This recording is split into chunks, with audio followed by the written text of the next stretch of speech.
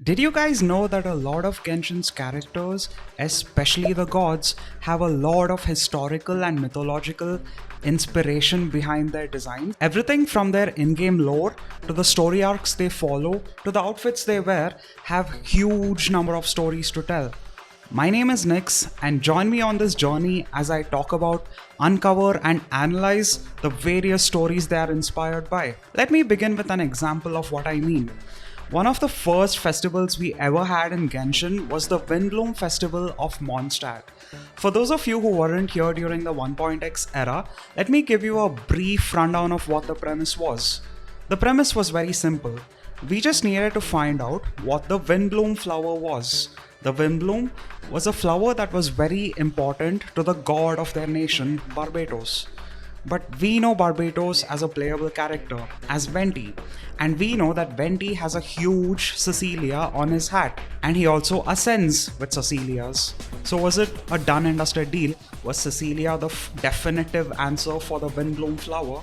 Not really, because people looked into his design further, and they realized that Venti also had a Windbloom aster on his hip.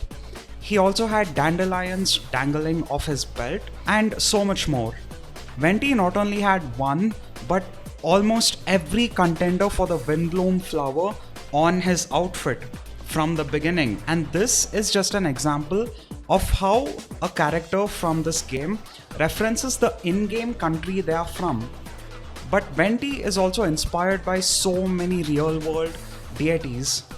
Dionysus is the obvious one, but he is also inspired by Hermes, he's inspired by Pan, he's inspired by Odin, surprisingly, and he's also inspired by this group of gods that fall under the liminal deity category. And this huge inspiration is true not only for Venti, but also for all the prominent characters in the game. Nahida, for example, is inspired by, very famously, Anahita, who's the Iranian goddess of fertility, love and war. But she's also inspired by Khonshu from the Egyptian mythology. She's also inspired by Ganesha from the Hindu mythology. And she is also inspired by a very prominent pre-Vedic deity whose name is... Wait a minute, spoiler alert. If you want to find out more about the other characters, you'll have to stay tuned to my channel and subscribe, because I'll be making in-depth videos on all of the characters of Genshin. But for now, let's dive into the main topic of today's video, the mighty god empress of fire and war, Mahuika.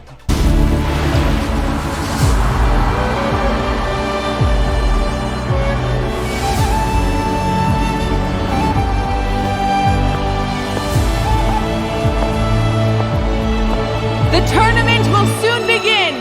My dear friends, take your positions! Embrace your competitive spirit and give your all! This battle is for winners only! The champion will take all. Oof, that was almost too hot to handle. Can we talk about how they had this character who was inspired by Mesoamerican culture? She was the god queen of fire, war and resurrection, the chief of 6 tribes, a fierce goddess who wields a gigantic 2-handed claymore into battle, and they decided to depict her with black leather sunglasses wearing biker vibes. That's metal AF. If I had a penny for every time a Mesoamerican deity in a gacha game was depicted with black leather sunglasses wearing biker vibes, I'd have 2 pennies, which isn't a lot, but it's still funny that it's happened twice. When the Ignition trailer debuted and we got to see what the Pyro Archon's final design was, I was just glad it wasn't that leaked colonizer design that was circulating around. Thank the Archons for that. But the first thing that stood out to me from the Pyro Archon's design was how she was covered in teeth or mouth motifs. You can see that on her necklace, on her sleeves, on her shoulder pads, on the zipper in her chest. She's just covered with this. And this to me looks like a reference to Cipactli, who's a eldritch demon from Aztec mythology. To learn more about Cipactli, let me tell you about the Aztec creation. Initially, there was the primordial god named Huitzilopochtli. He was composed of his masculine half called Tezcatlipoca and his feminine half called Xiucoatl. This deity gives birth to 4 brothers called the Tezcatlipocas, and each of these Tezcatlipocas was responsible for one of the cardinal directions, and they had their own domain they governed over. I'll be taking you through each of them next, but please pay attention to this part because I'll be referencing the Tezcatlipocas not only in this section but in the upcoming section as well. The 4 Tezcatlipocas are as follows. For East, we have the deity called Quetzalcoatl, whose name translates to feathered serpent. He is very obviously the most famous one among the Tezcatlipocas. You've probably heard of Quetzalcoatl. His domains include wisdom, creativity, and weather. Next, for South, we have the deity called Huitzilopochtli. His name translates to hummingbird of the south, and his domains include war, the sun, and human sacrifice. For East, we have the deity called Xipe Totec, whose name translates to the flayed god, and his domains include farming and agriculture. And lastly, we have the deity who depicts the direction of north. His name is Tezcatlipoca, which means smoking mirror. His name is Tezcatlipoca, and he belongs to the group called Tezcatlipocas. Mythology is confusing, we just learn to deal with it. But yeah, in the beginning, the world was just a gigantic ocean. The 4 Tezcatlipocas together had to defeat the Lovecraftian demon that resided inside this ocean, whose name was Cipactli. Cipactli just means crocodile. Don't get Cipactli confused with the upcoming character Citlali. Cipactli, Citlali. Names are so confusing. But yeah, Cipactli translates to crocodile because this demon was depicted as a gigantic crocodile with a gigantic crocodile mouth on every joint of its body. The 4 Tezcatlipoca brothers together defeat Cipactli and turn it into the land we currently live on. But Cipactli isn't entirely dead, it's still kind of alive and it still thirsts for blood. This is one of the reasons why the Aztecs used to perform human sacrifice. It is to quell Cipactli's hunger because the land which you are living on itself is an eldritch demon which is waiting to devour you. Quelling its hunger is best for all of humanity, and that's one of the reasons why they perform human sacrifice. So the visual similarities are pretty clear, right? Cipactli has a crocodile mouth at every joint of its body, and Mahuika is covered in mouth motifs. But she specifically has a mouth in most of the joints in her body. And when you look at their story, the Aztecs performed human sacrifice to Cipactli to prevent the destruction of their people. And in Nahuatlan's story, Mahuika, as the current pyro archon, takes the people's champion and leads them into battle against the Night Kingdom, which poses the threat to Nahuatlan and maybe even all of Teyvat. And even beyond that, the threat posed to the Aztec people in their story comes from the ground itself. And where is the Night Kingdom located in Nahuatlan exactly? It's depicted as being underground. In both of these stories, the threat comes from the ground itself, and giving the Cipactli character humans to fight or sacrifice helps in averting this disaster. These connections go so deep and I love it so much. But Cipactli, in my opinion, isn't even the biggest design inspiration that Mahuika has. She in fact shares the same domains as another Aztec deity. If you remember the Tezcatlipocas, you might remember Huitzilopochtli. His domains included the sun, war, and human sacrifice, very similar to Mahuika. Let's get into his story. It all begins with his mother, Coatlicue, who was a very fierce earth goddess, similar to Gaia but fierce. One day while she was just strolling through, she notices this ball made of turquoise feathers. It just calls her towards it. She is drawn towards it, she holds it and hugs it close to her chest, and then it disappears. She becomes pregnant after it disappears. I mean, if that's not the most relatable thing in these stories, I don't know what is. But anyway, after she becomes pregnant, the 401 children she already has are not happy with this. They don't like this for a few reasons. They might think that the child poses a threat to their rule. They think it's an illegitimate child. and so on. Either way, they decide to wage a war against their mother and kill this child before it's even born. The 401 siblings include the sister Xiucoatl, who's a very powerful and strong, formidable goddess, and 400 brothers. I mean, being a boy with more than 2 brothers already makes you forgetful enough. Imagine having 400 brothers. None of the sources I referenced had names for these 400 brothers. I'm not even going to try. But yeah, the 401 siblings wage a war against their mom. Just as they reach, the baby is born prematurely. But not as a baby, this is a full-grown man.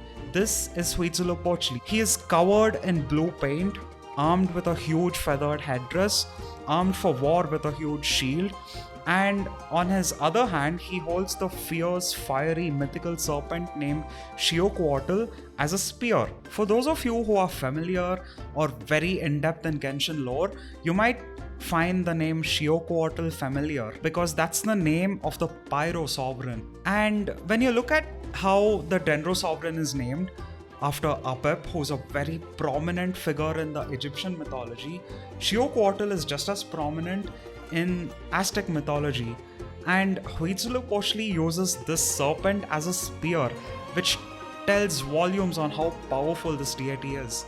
Huitzilopochtli then leads a war against all of his siblings, and he defeats them in war, including his sister. He then chases them away.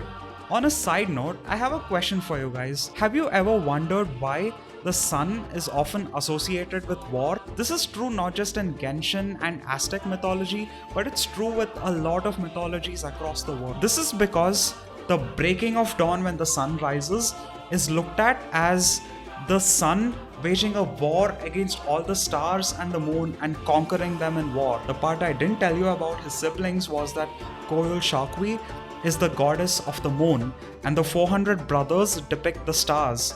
So Huitzilopochtli defeats them in war every time the sun rises, and when it sets, they're back, and next day, this cycle continues. Every day, the god of the sun defeats the stars and the moon in war, and this is how daylight is produced for humanity. This is really cool. Despite Quetzalcoatl being more famous, Huitzilopochtli is definitely more important. Later down the line, he instructs the Aztec people that they will one day find a sign. The sign will look like an eagle perched on a cactus with a snake in its talons and beak. And when they find the sign, they were supposed to build their city there. The Aztec people in fact do find the sign, and they do build a city which becomes the capital of the Aztec Empire called Tenochtitlan. It was so important in fact that the Mexican flag today still has the symbol of Tenochtitlan on it, which is the eagle perched on a cactus with a snake in its talons and beak. Huitzilopochtli, a 1,000+ year old deity, was so important that the current Mexican flag still has a symbolism on it. But let's go back to Mavuika. Other than the fact that she shares the same domains as Huitzilopochtli, being the sun, war, and human sacrifice, you might be wondering that the sun and fire are not the same thing. But that brings me to the second prominent motif I notice in Mavuika's design, that being the 8-pointed star motif. She's covered in it. The other place we see the 8-pointed star in Genshin is in Khaenri'ah's Eclipse Dynasty symbol, the black 8-pointed star. So an eclipse is when the moon covers the sun and all we can see is a black sun. So if a black sun is a black 8-pointed star, then a normal sun should just be a non-black 8-pointed star. But beyond that, Genshin tends to depict the sun as an 8-pointed star in a lot of their cutscenes as well. And when you look at Mahuika's Statue of the Seven, it depicts her as sitting inside a circle or a ring which has 8 points on it. This shows that she is the sun, the goddess of the sun, and that's how she's connected to Huitzilopochtli from a design point. But when you look at the story, Huitzilopochtli leads a war against the night, and Mahuika leads the war against the Night Kingdom. From their design and their story, they are connected, and that's how Mahuika is inspired by Huitzilopochtli, who is one of the most prominent characters in Aztec mythology. Despite claiming that Mahuika is the goddess of the sun, I don't see any connections between her and the three moon sisters or the presumed sun brother from Tewat's prehistory. I think the sun motifs being related to the eight-pointed star primarily is inspired by the Aztec sunstone, which, similar to the Mayan calendar, is used to depict the cyclical nature of time, but it also depicts the relationship between gods and humans. The Aztec sunstone, in fact, is the primary design inspiration behind Natlan's vision casings. If you notice, it's very similar to the Aztec sunstone when you superimpose them together. Both of them have eight-pointed stars. If you're willing to tune the definition of what a point is a little bit, and that's where I think the eight-pointed star motifs in Mahuika's design is inspired from, because it's important to make this distinction since the eight-pointed star also refers to a different deity in real-world mythology. This deity is in fact one of the oldest, if not the oldest god that we know of, and I will be making an in-depth video on this motif and how there are certain characters inspired by this deity probably in the next video, unless something else comes. Next, I would like to talk about the next Tezcatlipoca who represents the cardinal direction of the east. His name was Xipe Totec, and as I said, his name translates to the flayed god. His domains include agriculture, farming, life, death, and rebirth. You might be wondering how a god whose name translates to something as brutal and gory as the flayed god, why does he have the dominion over agriculture and farming? How does that make any sense? This makes sense when you realize that the staple crop of the Mesoamerican people was corn, and Xipe Totec was said to have red skin on the outside, which he, when flays himself, is revealed to be gold on the inside. Similar to corn, when you flay the outer leafy coating, it's covered in gold grains on the inside. And I think Mahuika's design also is inspired by this, because she wears a black leather outfit with splashes of red on it, and any point of her design which leads inward is gold in color, her zippers primarily. And this is how I think she is also inspired by Xipe Totec. This covers 2 out of the 4 Tezcatlipocas, which leaves 2 remaining, Quetzalcoatl and Tezcatlipoca. Tezcatlipoca is associated with the black color, and there's a whole story about how the Aztec creation myth has 5 suns, and each time the sun was replaced, the world was destroyed. And Tezcatlipoca was the first sun, and he kind of sabotages the other suns until the current 5th sun, which is Huitzilopochtli. I don't see any specific similarities between Mahuika and Tezcatlipoca beyond the color black. However, I do think that El Capitano is kind of inspired by Tezcatlipoca. I will be looking more into this once we find out more about Capitano's lore. Hey guys, post-editing next year, I had recorded this video in version 5.0, but since then we've had version 5.1 with a story progression. And in the story progression, we actually get to see a lot of things I'm claiming in this video get confirmation. A lot of things I'm claiming actually come true in the story. What we get to see in the Archon quest is... For Natlan! For Natlan!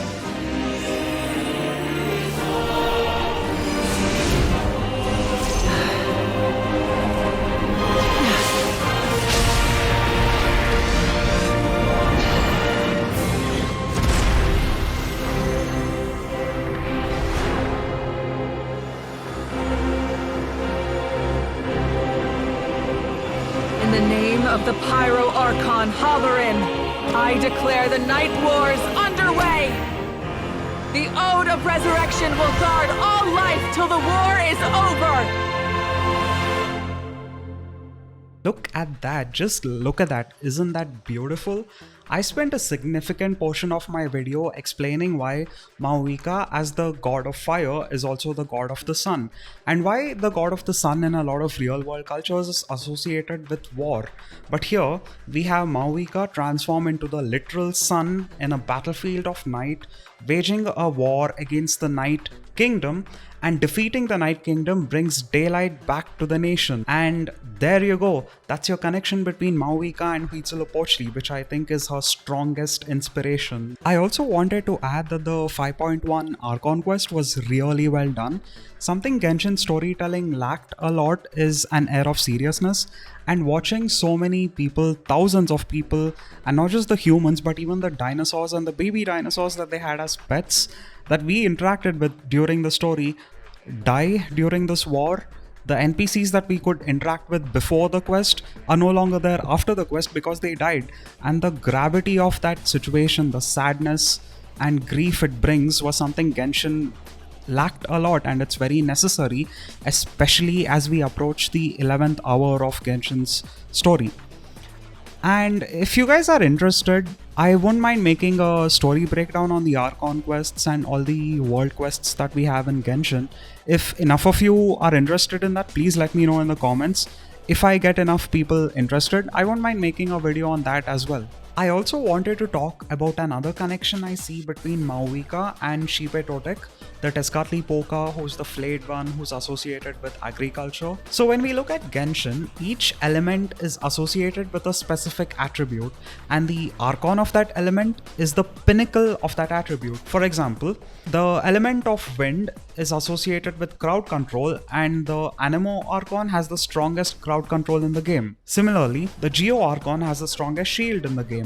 The Electro Archon is the best battery in the game. The Dendro Archon provides you with the biggest elemental mastery buff in the game. Then we come to Hydro, which is a little complicated because I think Hoyo changed its identity a few years back.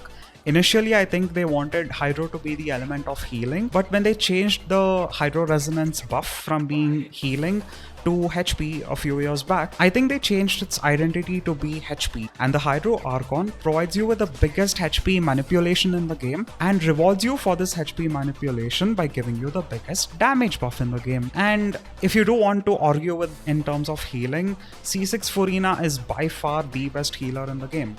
I think Furina is one of the best designed characters not only in Genshin but all of gaming that I've come across. And I'm not just talking about her story and lore, I'm talking about her gameplay as well. How they take her story, her world building, the god of the nation that she is, and integrate that into the gameplay that she has. I think she's fantastically designed. She is my favorite character in the game. I've been saving to get her C6 for months. Let's see how that goes. But coming back to it, Cryo is associated with crit, and I'm expecting the Tsaritsa to give you a big crit rate and crit damage boost, heavily reward you and incentivize you for building crit. Maybe she even converts excessive crit rate into crit damage. That leaves us with Pyro, and as you all know, Pyro is the element of attack. And the Pyro Archon Mavuika is supposed to be the biggest attack buffer in the game, if we go by the logic I've said so far. Now when we look at Genshin's damage output formula, we have the base damage, which is multiplied by a bunch of other multipliers, such as damage bonus, crit, elemental mastery, and so on. The base damage, if you're not familiar, is the multiplier you see on your talent page. For example, elemental skill deals 700% of your attack as damage. That's your base damage. And would it be a stretch to say that the food or fuel you're putting into your damage output is attack? For a lot of characters in the game, the overwhelming majority, they scale with attack. So would it be a stretch to say that the fuel you're putting into your damage output is attack?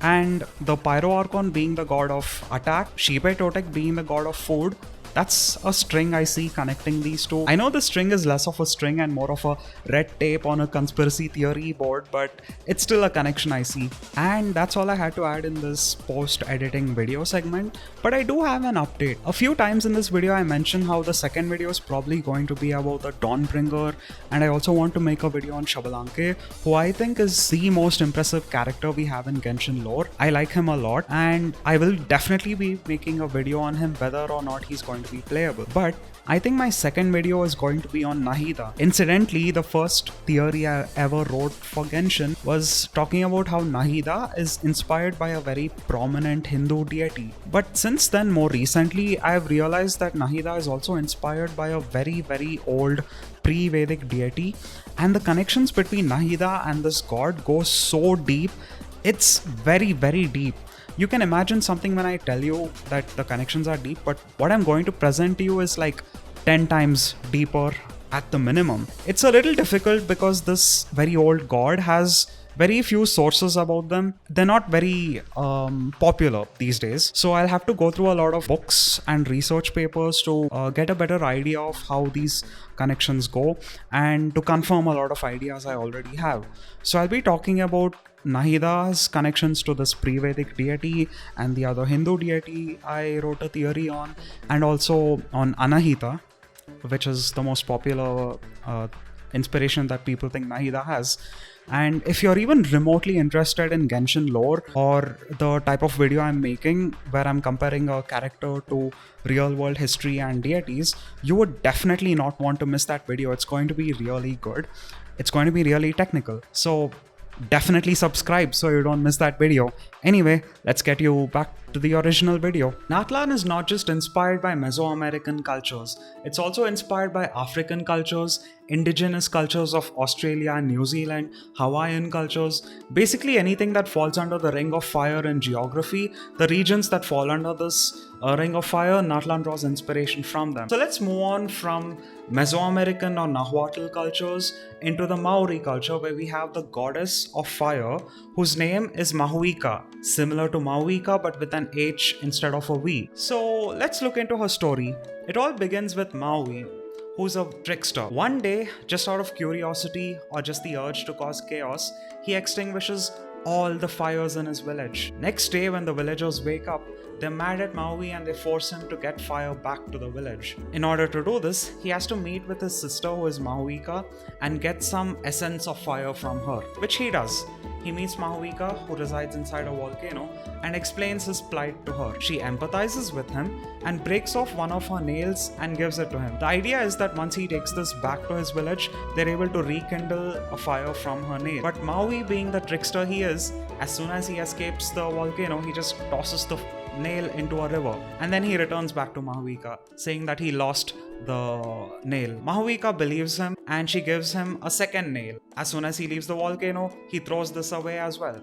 And this repeats 19 times, after which Mahuika realizes she's being tricked.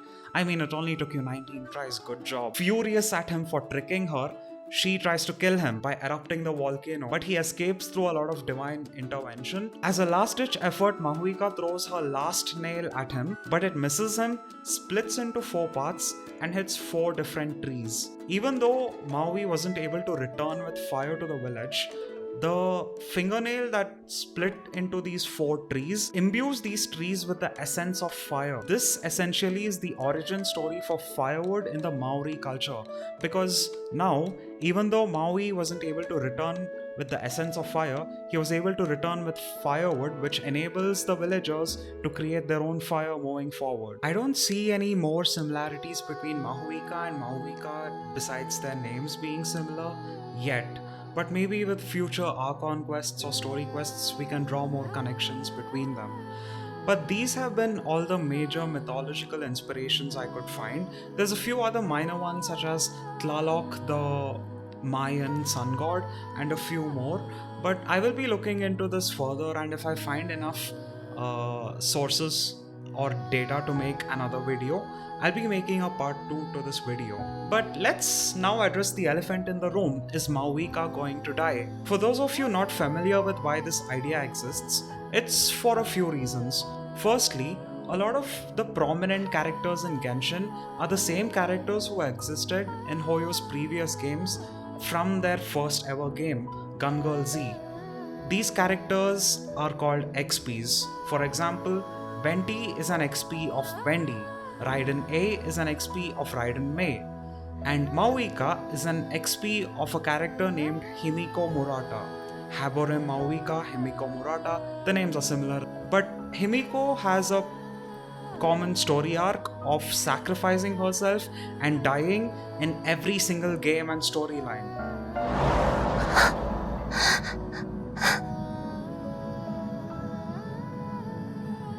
これで授業はおしまいよ。 It's a consistent arc, she always dies. So does that mean Mahuika is going to die? Maybe, When you look at the other reasons why people think so, we have the slime theory, where the slimes seem to mimic or foreshadow what the archon does. Anemo slimes can create a wind current, Venti can create a wind current, Dendro slimes create a smaller version of themselves, Rukadevata created Nahida, Hydro slimes walk on water, Furina walks on water. And what does the pyro slime do? It straight up f***ing explodes. So that's one. And next, when you look at how visions are granted to characters, this happens when they meet a certain criteria. For example, if you showed immense strength in overcoming grief, you receive an anemo vision. If you show excellence in a certain art form, you receive a hydro vision. If you show immense strength in familial protection, you receive a cryo vision. If you show a lot of defiance, you receive geovisions. Pyrovisions are granted when you are faced with a life or death scenario and you fight through it and you live through. That's another reason why pyro is tied with life and death. Beyond that, we also have the name of the Natlan chapter. It's called the Incandescent Ode of Resurrection.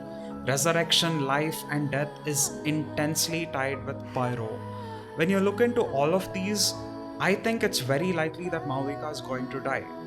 I think there are two scenarios that might happen. I think the most likely one is that Mahuika sacrifices herself to resurrect Xabalanque, who was the first pyro archon. Xabalanque, I have a lot to say about him. I'll probably be making a dedicated video for him. But that's one theory I have. The other theory, which is slightly less likely, is that she survives. This is because when we look at the other patterns that Genshin has, one of the patterns that exists is that every country is ruled by a country leader who's the same element as the god. And this country leader also has a close companion who's electro element. So we have Jean and Lisa, we have Ningguang and Kaching, Alhaitham and Sino, Nuvalet and Clorand. And in Snezhnaya, I'm going to guess that these two roles are going to be filled by Pulcinella and the Sealy XP. That leaves Natlan. So I think it's likely that Xabalanque resurrects, becomes the Pyro Archon, leaving Mahuika to live normally as a human, a very powerful human, but just a human, but as the country leader, with Jansen as her right hand, as she currently is. Because of this pattern existing, I do think it is likely that Mahuika might survive, but I still think it's a little unlikely. Let's see what they do with the story. And that's all the main points I had to talk about Mahuika in this video. Thank you so much for staying tuned. If you learned something new, or you like this type of content, or you just want to support me, please leave a like. I'm not a historian by any means, I just do some research into mythology as a hobby. So if you noticed something that I missed, please let me know in the comments. This is also my first video, so if you have any constructive criticism on how I can improve, please let me know in the comments. You might have found a few topics I covered in this video a little familiar. If you use Reddit, that's because I had written this post on the day the Ignition trailer debuted. I have also written similar posts in the past, and I decided to make a YouTube channel so that I can directly talk about it with you guys. But what can you expect from my channel moving forward? I have a lot to say about all the prominent characters in Genshin. I'll be making similar in-depth videos, maybe even longer with a lot of the other characters. I'm probably going to create a series called something like a masterclass in visual storytelling that's going to include design analysis for all the archons and their retainers and the harbingers and all the other prominent characters. Please stay tuned for that. I also have a lot to talk about certain cutscenes in Genshin, from their story quests to the archon quests, and also a few videos they released on their YouTube channel, such as the Arlecchino backstory one. I have so much to talk about with those, so please stay tuned. Since we just entered Natlan, I have a few other videos I want to make on Natlan for now. I'm going to make one dedicated video on Xabalanque since he's such a prominent character and he's probably going to be playable in a few months anyway. And the next video I'll probably make is going to be on the imminent, unavoidable apocalypse that's going to take place in Natlan. Please stay tuned for that. But I'm not only going to look at the mythological and historical analysis for the current characters that exist, but applying this analysis to the existing characters and how all of these connect with each other. I also want to talk about what I think the direction the story is going to move forward in. So if you're interested in all of these, Please subscribe to my channel, leave a like if you like the video, share it with your friends, and until next time, see you.